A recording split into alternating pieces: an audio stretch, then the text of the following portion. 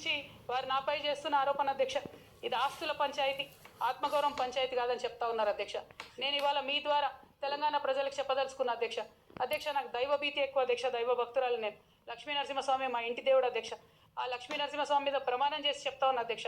ఒక మహిళగా నాకు 2 కొడుకులు ఉన్నారు అధ్యక్ష, వాళ్ళిద్దరి మీద ప్రమాణం చేసి చెప్తా ఉన్నాను. నాది ఆస్తుల పంచాయతీ కాదు అధ్యక్ష, నాది ఆత్మగౌరవం పంచాయతీ. నేను ఏ విషయమైనా, ఉద్యమకారుల విషయమైనా, బీసీల విషయమైనా, మహిళల విషయమైనా ఏదైనా నిలదీసి అడిగిన అధ్యక్ష, రేపు కూడా అడుగుతా అధ్యక్ష. అందులో ఎట్టి పరిస్థితులలో కాంప్రమైజ్ అయ్యే విషయమే లేదు అధ్యక్ష. ఈ సందర్భంగా తమరు కూడా నేను ఒక మాట చెప్తా ఉన్నా అధ్యక్ష. మన రాష్ట్రంలో 17 లోక్సభ స్థానాలు ఉంటాయి అధ్యక్ష, ఒకటే ఒక ఉమెన్ ఎంపీ అధ్యక్ష. 119 అసెంబ్లీ సీట్లు ఉంటాయి అధ్యక్ష. అన్ని పార్టీలు కలిపి 8 మంది ఉన్నారు అధ్యక్ష మహిళలు. 40 మంది ఉన్న ఈ శాసన మండలిలో 3 ఉన్నాం అధ్యక్ష లేడీస్. మేము ఇక నేను పోతే 2 మిగులుతారు అధ్యక్ష. కానీ ఎంత అన్యాయం అంటే అధ్యక్ష, ఎంత చిన్న చూపు అంటే మహిళలు అంటే, పొలిటికల్ పార్టీస్కైనా ఆఖరికి కౌన్సిల్ కూడా అధ్యక్ష.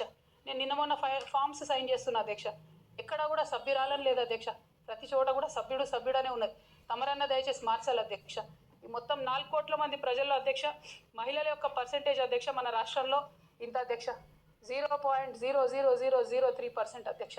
ఇది మాకుండే రాజకీయమైనటువంటి రిప్రజెంటేషన్ అధ్యక్ష.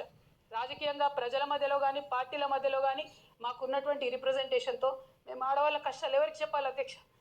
ఒకనాడు కేసీఆర్ గారు అన్నారు అధ్యక్ష, ఈ దేశ రాజ్యాంగాన్ని మార్చాలి, మహిళలకు సమాన హక్కులు కావాలని.